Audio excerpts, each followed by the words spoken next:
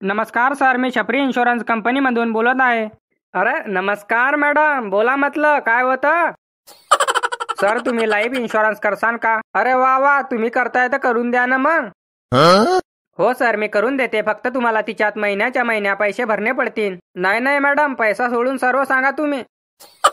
अरे सर मस्करी करताय का? तुमच्या घरी 6 एकर जमीन आहे, करा की भीमा. अरे मॅडम तशी तर डायरीमध्ये 6 एकर आहे ते, पण अशी चोरून चारून कधी पकडली ना तर 12 एकर आहे, पण ते आपली नाही ना जमीन. अरे सर मी बघलं की तुमच्या बाबाच्या नावावर आहे की.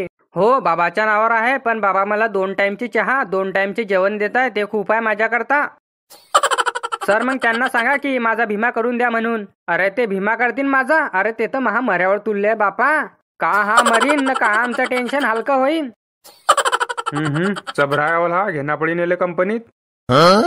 सर सर ते जाऊ द्या, तुम्ही जर आमच्या कंपनीमध्ये कस्टमर आणून दिले तर तुम्हाला कमिशन भेटीन. तुम्ही काम करसान का आमच्या कंपनीमध्ये? अरे वा वा, कमिशन भेटीन तर करीन ना मी. कमिशनचा तर भुकेला आहे मी. सांगा तुम्ही करणं काय आहे. गेली गेली 100% आता कंपनी गेली. हा किती बेकार आहे बापा. कमिशन करता यानं पूर्ण गावामध्ये भांडणं लावून दिले होते. मग नंतर कळालं होतं वकिलाचं आणि याचं कमिशनवर काम चालले. काय मग मॅडम, लागू का मी कामाले? हो सर, तुम्ही फक्त आमच्या कंपनीमध्ये कस्टमर आणून द्या, तुम्हाला आम्ही कमिशन देऊ. बरं बरं ठीक आहे, मग मी लागतो कामाले.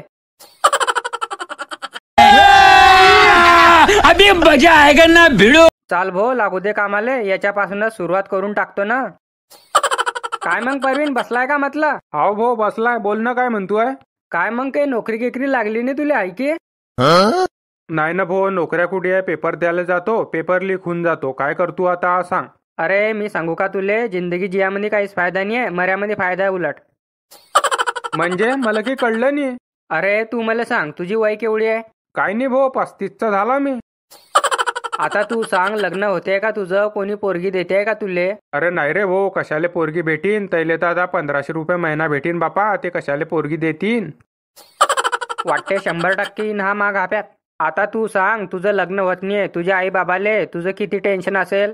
हा टेन्शन तर लय आहे, पण तुझं म्हणणं काय? क्लिअर सांगणार भाऊ मला. मला फक्त तू एवढं सांग, तुला असं वाटत नाही का तुझ्या आई बाबा जवळ पैसा येऊ? अरे तू क्लिअर सांगणार भाऊ, काय म्हणणं पडते तू येतं. मला फक्त तू एवढं सांग, तुझ्या आई बापाले 50 लाख रुपये भेटले तर तुला चांगलं नाही वाटणार का? अरे हो, चांगलं वाटेन ना बापा, पण मग म्हणणं काय तुझं? मला सांग, तुला नोकरी नाही, तुझं लग्न नाही, मग अशी जिंदगी जगून काही फायदा आहे का? हा मग काय करतो भाऊ, नोकरीनी बायकोनी, मग काय करतो अशा जिंदगीचं? मला सांगतो, तुझ्याकरता तुझ्या आई बापाने काय काय नाही केलं, किती मेहनत केली, दिवसने पाहिलं, रातनी पाहिलं, शेतामध्ये किती काम केलं. मग आता तुझा पण फर्ज आहे की नाही तुझ्या आई बापाकरता काही करून जायचं? अरे पण तू म्हणणं काय पडते ते सांग ना. जर तुझ्या आई बापा करता तुले मरणं पडलं तर तू तयार होशील की नाही? अरे वा वा, जान हाजीर आहे. 100% काम होईन भासा वाटते. हे बघ, तू कधी माझं ऐकलं ना तर तुझ्या आई बाबा जो आहे पैसाच पैसा आहे. अरे मग सांगणार भाऊ. अरे म्हटलं तुझं इन्शुरन्स करून घे. मग तू न मी आपण गोवा फिरायला जाऊ. मग मी तुला पुलावून खाली लोटून देईन. मग तू मरला की तुझ्या घरच्या जो पैसाच पैसा आहे ना बापा, 50 लाख रुपये भेटतील ना कॅश.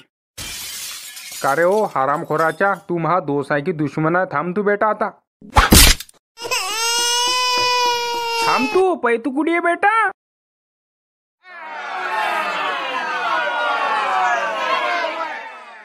कुठे पै आला तो हरामखोराचा काय माहित? का रे भाऊ काय झालं रे? अरे तो हरामखोर मले म्हणतो तू मरून जाय, तुझ्या बापाले पैसे भेटतील. म्हणजे पहिला शिकार तूच होता त्याचा. वाचून राहा बेटा त्याच्यापासून, लय बेकार आहे तो. हाव पण महा दोष आहे तो, त्याला समजायला पाहिजे ना. तो दोष? अरे तो त्याच्या मायबापाली झाला रे, त्याच्यापासून दूर आहे तू, नाही तर तुझे 12 वाजून टाकीन तो. देवा बरं केलं रे बापा, तुने त्याला वकीलनी केला रे भो. तो जर वकील झाला असता ना तर पूर्ण देशाचं कल्याणच झालं असतं.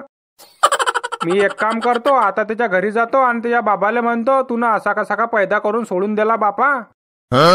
अरे त्याच्या घरी जाऊन काहीच फायदा नाहीये. म्हणजे का बा, काय करीन त्याचा बाबा?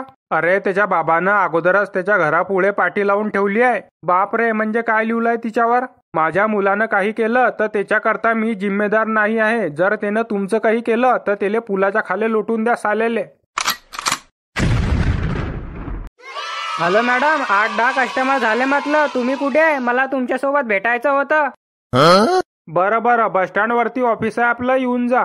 साल्याले करणं होतं भीमा तर करता. मारलं का बा हरामखोराच्या ना? पाय दुखतोय ना. माहित होतं मले चालू पोरे आहे तो, कस्टमर आणीन.